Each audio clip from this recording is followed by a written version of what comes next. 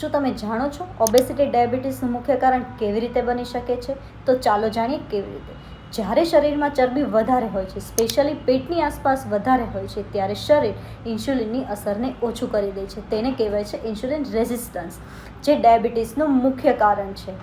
જ્યારે શરીરમાં વજન વધારે હોય ત્યારે શરીરનો કાર્બોહાઈડ્રેટ્સ, ચરબી અને સુગર મેટાબોલિઝમ ખોરવાઈ જાય છે, જેના લીધે બ્લડ સુગર લેવલ નિયંત્રણમાં રહેતું નથી. જ્યારે શરીરમાં ચરબી વધારે હોય ત્યારે શરીર ઇન્ફ્લામેટરી હોર્મોન્સ પણ ઉત્પન્ન કરે છે, જેના કારણે ઇન્સ્યુલિનના કાર્યને ખલેલ પહોંચે છે. તો આવી જ રીતે ડાયાબિટીસ અને ઓબેસિટી વચ્ચે ગાઢ સંબંધ છે. બંને એકબીજાને અસર કરે છે અને મળીને શરીરમાં અવનવી તકલીફો ઊભી કરે છે. ઓબેસિટી એ બ્લડ સુગર વધારવાનું એક મુખ્ય ફેક્ટર છે.